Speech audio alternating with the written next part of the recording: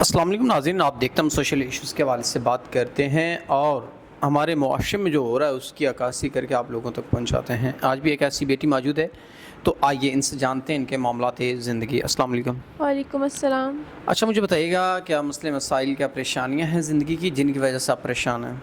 میں ایک لاوارث ہوں اور آپ کو تو پتہ ہے کہ لاوارث کا اس معاشرے میں کوئی وجود نہیں ہوتا، اس کو دنیا ذلیل و خوار ہی کرتی ہے۔ اور میں اپنے وقت بہت مشکل سے گزاری، میں 2 وقت کی روٹی کمانے کے لیے لوگوں کے گھروں میں کام کرتی ہوں، اور اس گھر کے مرد میرے ساتھ بدتمیزی کرتے ہیں، وہ مجھے غلط کاری پر مجبور کرتے ہیں اور مجھے ہراس کرنے کی کوشش کرتے ہیں۔ میں بہت مجبور ہوں اور وہ میری مجبوری کا فائدہ اٹھاتے ہیں۔ جہاں آپ کام کر رہی ہیں وہاں آپ کے ساتھ یہ کیا جاتا ہے؟ جی، وہاں پر ہی میرے ساتھ یہ کیا جاتا ہے۔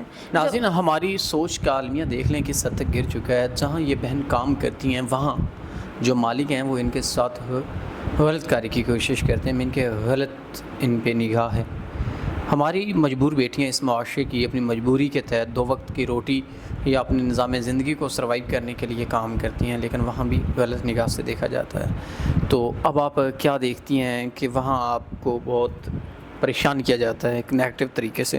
میں نے اپنے رشتہ داروں کو بھی بتایا، لیکن انہوں نے بھی میرا ساتھ نہیں دیا، انہوں نے بھی میرا ساتھ چھوڑ دیا۔ میں نے اس مالکن کو بھی بتایا، لیکن اس نے بھی مجھے ہی غلط ثابت کیا کہ تم ہی غلط ہو، سارا مسئلہ ہی تمہارے اندر ہے۔ تو اب آپ کیسے اپنے آپ کو بچانا چاہتی ہیں ان معاملات سے، اس زندگی کی جو دلدل ہے اس سے جس میں آپ پریشانی میں الجھی ہوئی ہیں؟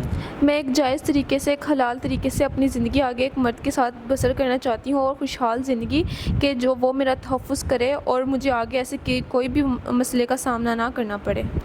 ناظرین، بہن یہ چاہتی ہیں کوئی ایسا انسان جو ان کو اچھے طریقے سے ٹریٹ کرے، نکاح کرے، ان کو تحفظ دے، ان کا محافظ بنے۔ یہ عزت چاہتی ہیں، اپنی عزت کا تماشا نہیں، عزت چاہتی ہیں۔ اگر کوئی ایسا انسان، سنسیئر پرسن جو ان کے معاملات اور ان کی ضروریات کو سمجھتے ہوئے ان سے نکاح کرنا چاہتا ہے تو وہ ضرور ان سے نکاح کرے تاکہ ان کی تمام تر پریشانیاں حل ہو سکیں۔ تو اسی کے ساتھ اپنے میزبان نواب احمد کو دیجیے گا اجازت۔ خدا حافظ۔